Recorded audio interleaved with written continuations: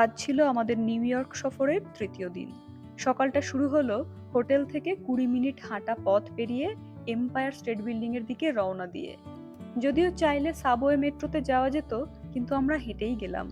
কারণ সকালের হাওয়া আর শহরের রাস্তা ধরে হাঁটার একটা আলাদা আনন্দ আছে। এম্পায়ার স্টেট বিল্ডিং এ পৌঁছে চোখে পড়ল ভিন্ন স্ক্রিনে নিউ ইয়র্ক শহরের ইতিহাস আর বিল্ডিং এর নানা গল্প। কিংকং থেকে শুরু করে wonder woman, sleepless in Seattle, elf, an affair to remember, এইসব সিনেমা এম্পায়ার স্টেট বিল্ডিংকে তাদের গল্পের একটি কেন্দ্রবিন্দু করে তুলেছে। এই স্থাপত্য শুধু সিনেমার ব্যাকগ্রাউন্ড নয়, অনেক সময় চরিত্র হয়ে উঠেছে গল্পে। নিউ ইয়র্ক শহরের হৃদয়ে দাঁড়িয়ে থাকা ঐতিহাসিক এম্পায়ার স্টেট বিল্ডিং শুধু আকাশ ছোঁয়া স্থাপত্যের জন্যই নয়, পপ কালচার ও সিনেমার ইতিহাসের সঙ্গে গভীর সম্পর্কের জন্য বিশ্ববিখ্যাত। এটা ডিজিটাল এক্সপিরিয়েন্স জোন। এখানে দেখা যায় এই বিল্ডিং কিভাবে যুগে যুগে সিনেমা, টেলিভিশন ও ফ্যাশন সংস্কৃতিতে স্থান করে নিয়েছে। এটা ইমার্সিভ মিডিয়া ওয়াল। এখানে প্রদর্শিত হয়েছে পর্যটকদের ছবি, যারা এম্পায়ার স্টেট বিল্ডিং এ আইকনিক পোজ বা মোমেন্ট ক্যাপচার করেছেন। বিভিন্ন দেশ, সংস্কৃতি, ভাষার মানুষের ছবি এখানে দেখে বলতেই পারি সেলিব্রেশন অফ ওয়ার্ল্ড ভিজিটর্স। লিফটে করে যাতায়াতের সময়ও পর্যটকদের জন্য বিনোদনের ব্যবস্থা। বিল্ডিং এর একদম উপরে উঠে 86 নম্বর ফ্লোর আর 102 নম্বর ফ্লোর থেকে গোটা শহরটাকে পাখির চোখে দেখলাম। অসাধারণ এক অনুভূতি। শহর জুড়ে অবস্থিত বিশাল বিশাল বিল্ডিং এখান থেকে নিতান্তই ক্ষুদ্র।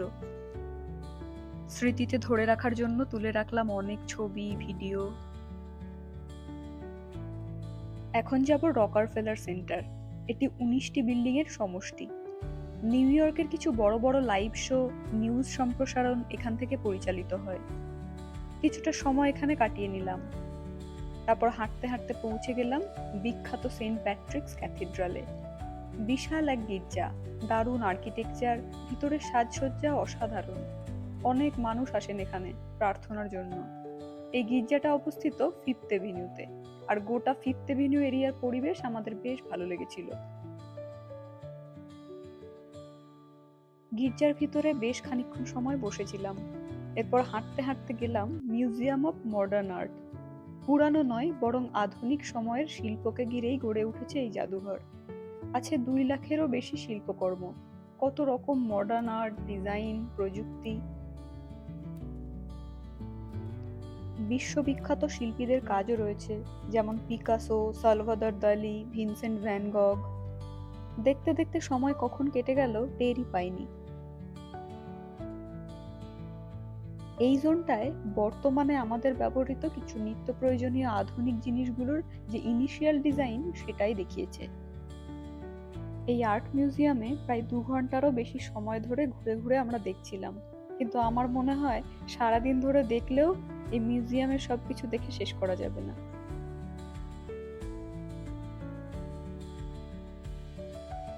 এরপর আমরা চড়ে বসলাম হপ অন হপ অফ বাসে। নিউ ইয়র্ক শহর ঘুরে দেখার এক দারুণ উপায়। বাস আমাদের বড় বড় সব নামকরা বিল্ডিং, দোকান, বাজারের পাশ দিয়ে নিয়ে গেল কোরিয়া টাউন। এই দোকানগুলো মূলত কোরিয়ান স্টাইলেই বানানো। ওখানকার মানুষ সাধারণত যে ধরনের জিনিসপত্র ব্যবহার করে অভ্যস্ত বা কোরিয়ার বিশেষত্ব আছে, সেই ধরনের জিনিস এখানে পাওয়া যায়। না, এখানে আর নামিনি। মনে হচ্ছিল বেশ তো ভালোই সব দেখতে পাচ্ছি বসে বসে। নিউ ইয়র্কের school, college, theatre, shopping mall, branded store, কেনই বা নামতে যাব। এসব ভাবতে ভাবতে অবশেষে পৌঁছে গেলাম চায়না টাউন। তারপর নেমেই পড়লাম। জায়গাটা একটু ভালো করে ঘুরে দেখে একটা জনপ্রিয় রেস্টুরেন্টে ঢুকে খেলাম কিছু অথেন্টিক চাইনিজ খাবার। স্বাদের কথা বলার মতোই।